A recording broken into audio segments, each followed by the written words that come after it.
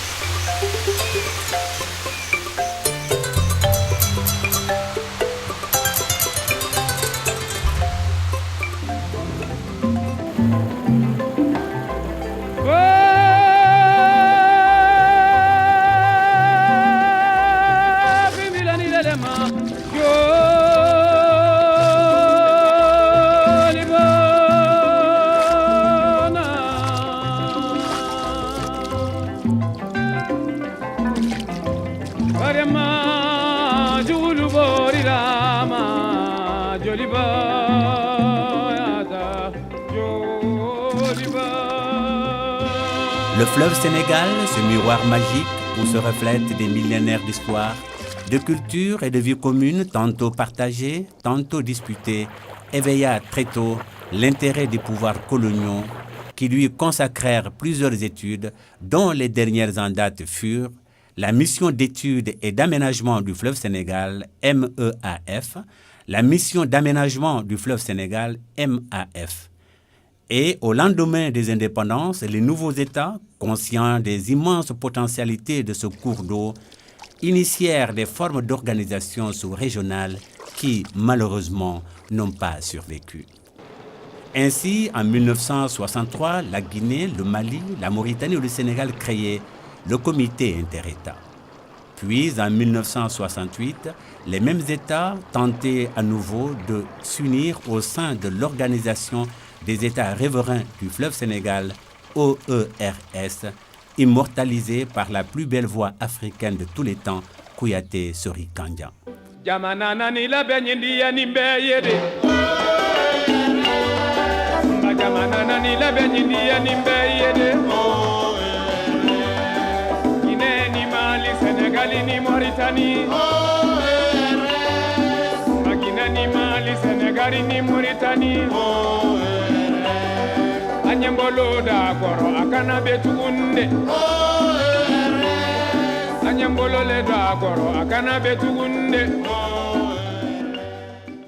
Mais il était dit que ce serait 4 ans plus tard, le 11 mars 1972 à Nouakchott, que le vœu fervent du chantre de l'unité africaine, une union sous-régionale durable, allait se réaliser.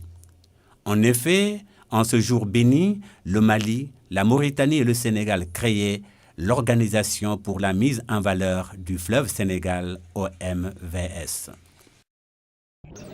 Parmi les conventions et amendements qui ont consacré sa naissance et éclairé son parcours initial, on citera notamment la Convention relative au statut juridique du fleuve Sénégal, qui en fait, y compris ses affluents, un cours d'eau international sur les 3 pays avec liberté de circulation, égalité d'utilisation